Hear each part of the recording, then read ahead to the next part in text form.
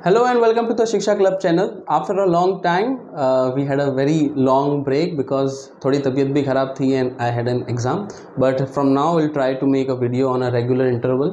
So start करते हैं। तो आज का हमारा जो बहुत इंटरेस्टिंग टॉपिक है, this is one of the most important topic in management, जो कि हमारे प्रिंसिपल ऑफ मैनेजमेंट जो कि हेनरी फेयोल ने हमें दिए हुए थे। देयर आर 14 प्रिंसिपल्स है, एक एक करके सारे प्रिंसिपल्स देखेंगे। बहुत ही मज़ेदार टॉपिक है, इजी टॉपिक है और इम्पॉर्टेंट टॉपिक है। So without any wasting of time start करते हैं। हमारे जो पहला प्रिंसिपल है वो है डिवीज़न ऑफ वर्क। अब ये जान लीजिए कि ये प्रिंसिपल हमें दिए हुए हैं मैनेजमेंट में ऑर्गेनाइजेशन के लिए, कि ऑर्गेनाइजेशन इन प्रिंसिपल को यूज़ करके उसका जो गोल है ऑर्गेनाइजेशन का वो इजीली अचीव कर सकता है इन प्रिंसिपल्स को यूज़ करके। ठीक है, यूनिवर्सल प्रिंसिपल्स है सारे। पहला है हमारे पास डिवीज़न ऑफ वर्क। अब एक ऑर्गेनाइजेशन है, उसमें बहुत सारा काम होगा। ठीक है, तो हमें क्या करना है, कामों को डिवाइड कर देना है और कामों को डिवाइड करने के बाद वो काम एम्प्लॉय को अलॉट करना है उनकी स्किल और उनकी स्पेशलिटी के हिसाब से। इसमें क्या होता है कि अगर एक ही एम्प्लॉय बार बार वही काम करेगा तो उस काम में उसको स्पेशलाइजेशन आएगा और स्पेशलाइजेशन आने के बाद उस काम में उसको एफर्ट्स भी कम लगेंगे और उस काम की एफिशिएंसी, उस एम्प्लॉय की एफिशिएंसी भी क्या होगी, इंक्रीज होगी। तो डिवीजन ऑफ वर्क बहुत ही इंपॉर्टेंट चीज़ है हमारे ऑर्गेनाइजेशन के। हमें कामों को डिवाइड करना है और डिवाइड करने के बाद काम एम्प्लॉय के सूटेबल के हिसाब से, मतलब एम्प्लॉय किस काम में अच्छा है उस हिसाब से उसको काम अलॉट करना है। ओके, तो ये था हमारा पहला प्रिंसिपल, डिवीजन ऑफ वर्क। दूसरे प्रिंसिपल पे आते हैं ऑथोरिटी एंड रिस्पॉन्सिबिलिटी। अब ऑथोरिटी का मतलब होता है पावर और रिस्पॉन्सिबिलिटी तो रिस्पॉन्सिबिलिटी मीन्स रिस्पॉन्सिबिलिटी, जवाबदारी। अगर हमारे पास बहुत सारी अथॉरिटी, अगर एक पर्सन है उसको हम सारी अथॉरिटी दे दें, वो रिस्पॉन्सिबिलिटी उसके पास नहीं है, तो क्या होगा, पावर का मिसयूज होगा। काम कुछ है नहीं उसके पास, अथॉरिटी बहुत सारी है, तो रिसोर्स भी खराब होंगे और पावर का मिसयूज भी होगा। एक बंदा है जिसके पास सिर्फ रिस्पॉन्सिबिलिटी, अथॉरिटी नहीं है, तो क्या करेगा, ना तो वो कुछ काम कर सकेगा। रिस्पॉन्सिबिलिटी है उसके पास, काम है बहुत सारा, पर अथॉरिटी नहीं है, पावर नहीं है उस काम को करने के लिए, तो क्या होगा, उसी में काम को हिंड्रेंस मिलेगा। मतलब हिंड्रेंस मतलब कि काम हमारा रुकावट होगा, काम नहीं होगा। तो जिस हिसाब से हमारी अथॉरिटी और रिस्पॉन्सिबिलिटी है वो इक्वल होनी चाहिए, कि भाई आप उसको अथॉरिटी दे रहे हो तो उसको काम भी दो, रिस्पॉन्सिबिलिटी दो। अगर उसको रिस्पॉन्सिबिलिटी दी है तो उसको अथॉरिटी भी दो उसको काम करने के लिए। अब हमारे पॉलिटिशियन में होता है ना कि पॉलिटिक्स में वो अथॉरिटी है, पावर है बहुत सारा, काम नहीं है उसके पास कुछ, क्या करेगा, कुछ नहीं करेगा, पावर का मिसयूज करेगा, चीज़ें खराब करेगा और कुछ नहीं करेगा। और एक है अदर साइड, बहुत सारी रिस्पॉन्सिबिलिटी है, अथॉरिटी कुछ नहीं है, तो काम भी कुछ नहीं होगा। तो हमारी रिस्पॉन्सिबिलिटी और अथॉरिटी हमें सोच समझ कर ऑर्गेनाइजेशन को इक्वली अलॉट करनी चाहिए, ताकि काम ना रुके और पावर का मिसयूज भी ना हो। तो ये था अथॉरिटी और रिस्पॉन्सिबिलिटी। थर्ड हमारे पास आता है डिसिप्लिन। कोई भी ऑर्गेनाइजेशन हो, चाहे वो स्कूल हो, कॉलेजेस हो, हॉस्पिटल्स हो, कोई भी ऑर्गेनाइजेशन, कंपनी हो बड़ी, discipline is one of the most important thing. कि हमारा गोल तभी अचीव होगा जब हम डिसिप्लिन होंगे। टाइम पर आना, सही तरीके से अपने काम को टाइम पे पूरा करना, जो रूल्स और रेगुलेशन है उसको फॉलो करना, हर काम डिसिप्लिन में होना चाहिए। अगर कोई भी पर्सन, कोई भी एम्प्लॉय, कोई भी मैनेजर डिसिप्लिन को फॉलो नहीं करता है, रूल्स और रेगुलेशन को फॉलो नहीं करता है, तो उसे पनिशमेंट मिलनी ही चाहिए। इस जो है हमारे प्रिंसिपल में आता है कि उसको पनिशमेंट या उसको नोटिस या जो भी कहे उसको मिलना चाहिए डिसिप्लिन। क्योंकि डिसिप्लिन जो है अगर ऑर्गेनाइजेशन में नहीं होगा तो काम भी हमारा नहीं होगा। ऑर्गेनाइजेशन गोल, ऑर्गेनाइजेशन जो है उसका गोल अचीव ही नहीं कर पाएगा डिसिप्लिन के बिना।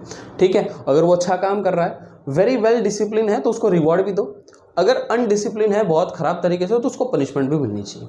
तो ये है हमारे डिसिप्लिन। अब है यूनिटी ऑफ कमांड। बहुत ही अच्छी चीज़ है समझने के लिए कि अगर मान लो कि कोई भी एम्प्लॉय काम कर रहा है, ठीक है, ये एम्प्लॉय जो है वो काम कर रहा है। अब एक उसका सुपरवाइज़र आता है और इससे कहता है कि भाई आप जब तक काम पूरा ना हो आपका, आप घर मत जाइएगा। ये एक सुपरवाइज़र ने उसको आके कहा कि जब तक आपका काम ना हो आप घर मत जाइएगा। अब रात हो गई और रात को भी ये बंदा काम कर रहा है और एक दूसरा सुपरवाइज़र आके बोलता है कि अरे इतनी रात हो गई अभी तक आप घर नहीं गए, एक काम करो, काम यही छोड़ दो, कल आके करना, अभी आप घर चले जाओ। अब इस एम्प्लॉय का क्या, अब वो इसकी बात मानेगा या इसकी बात मानेगा। अगर एक सुपरवाइजर की बात मानी तो ये बुरा लगा लेगा और इसकी बात मानी तो ये बुरा लगा। तो यहाँ पे हमारा यूनिटी ऑफ कमांड होना चाहिए कि हमारा जो कमांड है वो एक जगह से आना चाहिए, अलग अलग जगह से नहीं। अगर एक जगह से आएगा तो चीज़ें स्मूथ चलेगी, अगर अलग अलग जगह से आएगा तो चीज़ें क्या होगी, कंफ्यूज हो जाएगा आदमी बंदा कंफ्यूज होगा और क्या करेगा, चीज़ें गड़बड़ कर देगा, फिर वो स्मूथ नहीं चलने वाला, आपका ऑर्गेनाइजेशन फिर स्मूथ नहीं चलेगा, उसमें रुकावटें आएगी बहुत सारी, और जो गोल है वो जिस पीरियड में अचीव करना था उसको टाइम लगेगा। तो यूनिटी ऑफ कमांड बहुत इंपॉर्टेंट है कि कमांड हमारा एक जगह से आना चाहिए। यूनिटी मतलब एक जगह से कमांड आना चाहिए, अलग अलग जगह से कमांड आएगा तो चीज़ें क्या होगी, गड़बड़ हो जाएगी। यूनिटी ऑफ कमांड के बाद जो है हमारा यूनिटी ऑफ डायरेक्शन, किस डायरेक्शन में हमको काम करना है। मान लीजिए ये है ऑर्गेनाइजेशन का गोल, ये हमारे ऑर्गेनाइजेशन का गोल है और हमें डायरेक्शन दी गई है इस सब जगह काम करने की। हमें क्या अचीव करना है, ये अचीव करना है। हमें डायरेक्शन क्या मिल रही है, हम काम क्या कर रहे हैं, ये सब चीज़ें अचीव कर रहे हैं। तो अगर हमारी डायरेक्शन ही गलत है तो ऑर्गेनाइजेशन का गोल क्या होगा, अचीव होगा? डेफिनेटली नॉट, अचीव नहीं होगा।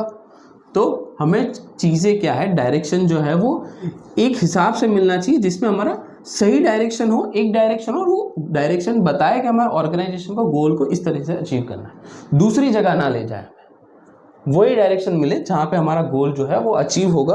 दूसरा डायरेक्शन मिलेगा तो सिर्फ चीज़ों की बर्बादी है और कुछ भी नहीं होगा उसमें। जैसे अगर आप मान लीजिए, अगर स्टूडेंट्स का एग्जांपल लीजिए, अगर कोई यूपीएससी की प्रिपरेशन कर रहा है तो उसको डायरेक्शन मिलेगा ना, उसके टीचर्स, उसके प्रोफेसर, टीचर्स जो भी है गाइड उसको डायरेक्शन देंगे कि भैया ये बुक पढ़नी है, ये रिसोर्स पढ़ना है, तो वो अपने गोल को अचीव कर पाएगा उससे।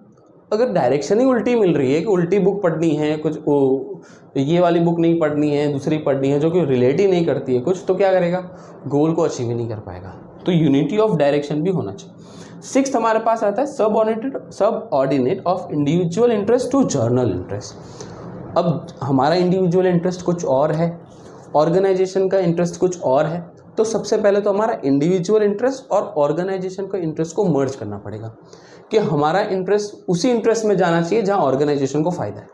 अगर हमारा इंटरेस्ट अलग है और ऑर्गेनाइजेशन का इंटरेस्ट अलग है तो हम हमारे इंटरेस्ट से काम करेंगे, ऑर्गेनाइजेशन का नहीं सोचेंगे, तो वहाँ पे चीज़ें गड़बड़ हो जाएगी।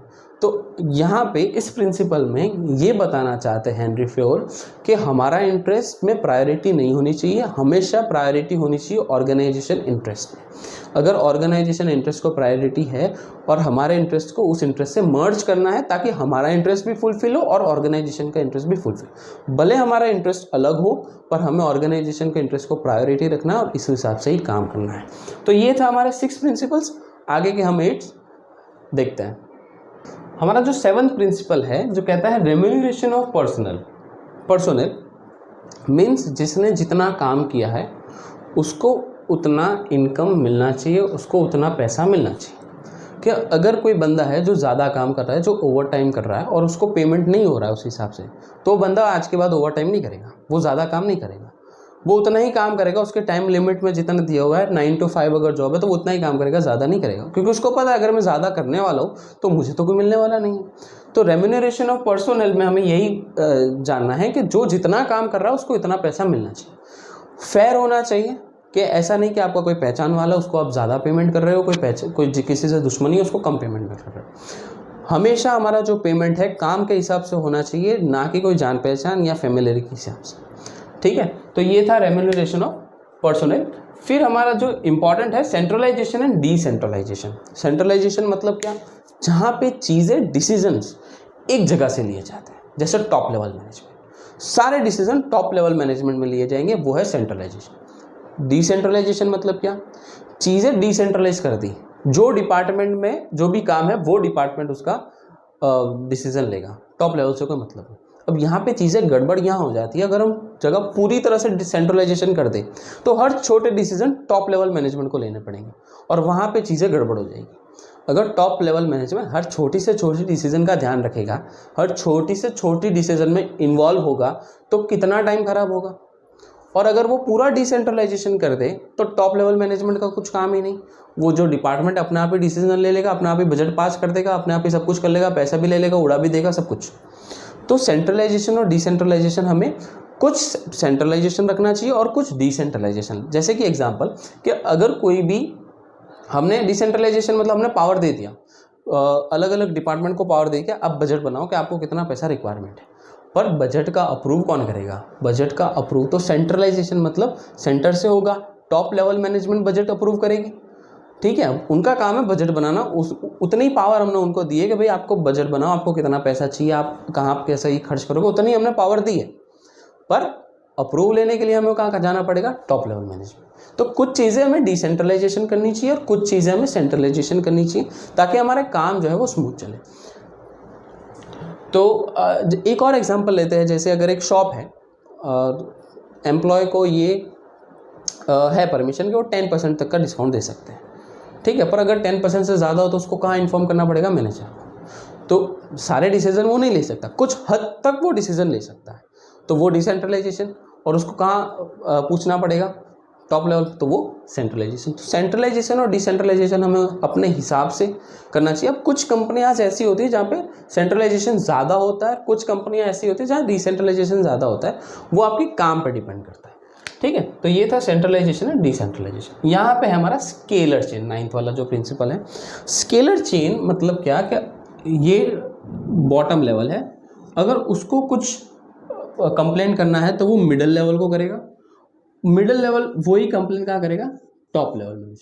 तो चीज़ें जो है वो एक लाइन से चलनी चाहिए। ऐसा नहीं होगा कि बॉटम लेवल वाला डायरेक्ट टॉप लेवल को कंप्लेन कर देगा। अगर टॉप लेवल से कुछ इन्फॉर्मेशन पास हुई है तो पहले वो इन्फॉर्मेशन बॉटम लेवल पे जाएगी, सॉरी मिडिल लेवल पे जाएगी और फिर जाएगी बॉटम लेवल पे, डायरेक्ट वो बॉटम लेवल पे नहीं जाएगी। तो हमें जो है वो स्केलर चेन मतलब एक चेन को फॉलो करना है कि अगर कोई वर्कर है तो वो सुपरवाइज़र को कंप्लेन करेगा, सुपरवाइज़र अपने मैनेजर को कंप्लेन करेगा, फिर वो आगे टॉप लेवल मैनेजमेंट को ये इन्फॉर्मेशन देगा। तो चीज़ें जो है वो चेन में चलनी चाहिए और इसमें मिसकम्युनिकेशन नहीं होना चाहिए। फिर हमारे पास है ऑर्डर। भाई जिस जगह हम काम कर रहे हैं वहाँ का एनवायरनमेंट स्टेबल होना चाहिए, वहाँ पे जो भी रिसोर्सेज है वो पर्याप्त होने चाहिए ताकि जो एम्प्लॉय है उनको काम करने में दिक्कत ना हो। अगर चीज़ें ही नहीं हैं, अगर कंप्यूटर में अगर बैंकिंग का काम है और कंप्यूटर ही सही नहीं चल रहा है तो फिर वो काम आसानी से होगा नहीं, चीज़ें रुकावटें बहुत सारी आएगी, लोग काम नहीं कर पाएंगे। तो रिसोर्सेज जो है वो सही होने चाहिए, पर्याप्त होने चाहिए, और हमारा जो एनवायरनमेंट है वो भी सही होना चाहिए, अच्छा एनवायरनमेंट होना चाहिए। और ये सारी रिस्पॉन्सिबिलिटीज़ जो है वो मैनेजर के हाथ में है कि वो एनवायरनमेंट और सब सारी चीज़ों का ध्यान रखें। तो ये ऑर्डर में था। अब इक्विटी हमें मतलब समानता, सारे लोगों को समानता मतलब इक्विटी, इक्वल रखना चाहिए। हमें कहीं भी भेदभाव नहीं होना चाहिए किसी के लिए भी। अगर वो हमारा फैमिली मेम्बर भी है, अगर हमारा वर्कर भी है, तो हम उस फैमिली मेम्बर को ही वैसे ही ट्रीट करेंगे ऑर्गेनाइजेशन में जैसे हम उस वर्कर को ट्रीट कर रहे हैं। तो ये इक्विटी, अगर इक्विटी नहीं होगी, इक्वालिटी नहीं होगी तो कॉन्फ्लिक्ट होने के चांसेस बहुत है। ऑर्गेनाइजेशन में इक्वालिटी बहुत इंपॉर्टेंट है। किसी को भी ये फील नहीं होना चाहिए कि ये मुझसे बड़ा और ये मुझसे छोटा, अगर सेम लेवल पे है तो ठीक है। तो ये रिस्पॉन्सिबिलिटी है मैनेजर्स की कि सबको इक्वल फील करवाए और किसी को भी ये ना लगे कि मेरे साथ गलत हो रहा है उसके साथ सही हो रहा है। भाई इक्वालिटी होनी चाहिए सब जगह। फिर आता है stability of tenure of personnel, job security. इसमें है जॉब सिक्योरिटी। अगर आपकी जॉब सिक्योर है, अगर बंदे की जॉब सिक्योर, उसको पता है मेरी जॉब सिक्योर है, तो वो आराम से काम करेगा बिना टेंशन लेके, वो बहुत मन लगा के काम करेगा। उसको पता है मुझे कोई नहीं निकालने वाला, आसानी से कोई नहीं निकालने वाला, मेरी जॉब सिक्योर है, मुझे नहीं निकालने वाला। पर उसकी जॉब सिक्योर नहीं है तो वो क्या करेगा, उसके मन में टेंशन रहेगा कि यार कल निकाल दे तो, परसों निकाल दिया तो वो उसके काम में हिंड्रेंस आएगा। क्या करेगा, दूसरी जगह जॉब लेने के लिए सोचेगा। तो स्टेबिलिटी होना बहुत ज़रूरी है। क्या आपको विश्वास दिलाना होगा एम्प्लॉय को कि आपको हम आसानी से नहीं निकालेंगे। भाई इतना टाइम तो आपको जॉब कम से कम करनी ही है, तो आप बेफिक्र हो जाओ, जॉब के लिए बेफिक्र हो जाओ, अपने मन से काम करो, दिल लगा के काम करो, हार्डवर्क करो, आपको सब कुछ, आपकी ग्रोथ होगी, सब कुछ होगा। जॉब के टेंशन मत लेना कि आपको यूँ नहीं निकालने वाला कोई भी। तो देखना फिर रिजल्ट क्या आता है। फिर हमारा इनिशिएटिव। भाई इनिशिएटिव, आइडियाज़ कि वर्कर्स है तो वर्कर्स कभी कभी आइडियाज़ लेके आता है, एम्प्लॉयज़ कभी कभी जो है बॉटम लेवल के, मिडिल लेवल्स के आइडियाज़ लेके आता है। जैसे हम भी छोटे थे ना तो मम्मी पापा को बोलते थे आइडिया है कि ये कर दो, तो अगर वो हमारी सुनते हैं तो हम दूसरी बार भी लेके जाते हैं आइडिया। एक बार नहीं सुनी तो दूसरी बार लेके, अगर नहीं सुने उन्होंने, हमारे मम्मी पापा ने नहीं सुना, तो हम दूसरी बार लेके जाएंगे। चलो दूसरी बार लेके चले भी गए बेशरम होके, तीसरी बार लेके जाएंगे नहीं ना। तो अगर कोई भी वर्कर या एम्प्लॉय आपके पास कोई आइडिया या सजेशन लेकर आता है तो आपको उसको नकारना नहीं है एकदम से, आपको उस आइडिया को कंसिडर करना है। अगर वो आइडिया सही है तो आप कंसिडर करो, अगर उस आइडिया में गड़बड़ी है और आपको अच्छा नहीं लग रहा तो उसको बोलो कि इस आइडिया में और बेहतर ये हो सकता है, ये चीज़ें कमी है, आप उसको ऐड कर सकते हो। अगर आप एकदम से नेगेटिव कर दोगे ना तो फिर वो दूसरी बार आइडिया लेके नहीं आएगा, और क्या पता कौन सा आइडिया कब चल जाए आपके ऑर्गेनाइजेशन के लिए।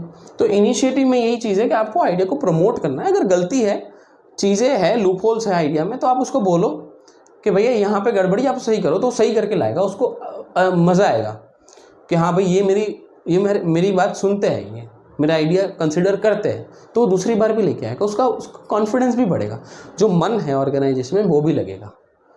फिर हमारा जो 14th है एस्पिरिट डी कॉप्स, मतलब यूनिटी। अगर ऑर्गेनाइजेशन में यूनिटी है तो ऑर्गेनाइजेशन स्मूथली काम करेगा, कोई कॉन्फ्लिक्ट होने के चांसेस नहीं। अगर यूनिटी नहीं है, छोटे छोटे ग्रुप्स बन गए हैं कि भाई ये वाला ग्रुप अलग, ये वाला ग्रुप, तो ऑर्गेनाइजेशन नहीं चलने वाला, क्योंकि सबकी मेंटालिटी अलग है। कॉन्फ्लिक्ट होंगे तो ऑर्गेनाइजेशन में कॉन्फ्लिक्ट होने वाले हैं, बट अगर यूनिटी होगी, अगर ऑर्गेनाइजेशन एक डायरेक्शन में चलेगा, यूनिटी होगी, तो कॉन्फ्लिक्ट होने के चांसेस बहुत कम है। और ये रिस्पॉन्सिबिलिटीज़ है मैनेजमेंट और टॉप लेवल की कि हम जो ऑर्गेनाइजेशन में यूनिटी बनाए रखें। अगर यूनिटी है तो ऑर्गेनाइजेशन अपना गोल आसानी से अचीव करेगा, लोगों को मज़ा आएगा, सबको बिना किसी दिक्कत के हमारा जो है वो गोल अचीव होने वाला है। तो ये था हमारे 14 प्रिंसिपल ऑफ हेनरी फ्योल। बहुत ही ईजी प्रिंसिपल, बहुत ही इंपॉर्टेंट टॉपिक।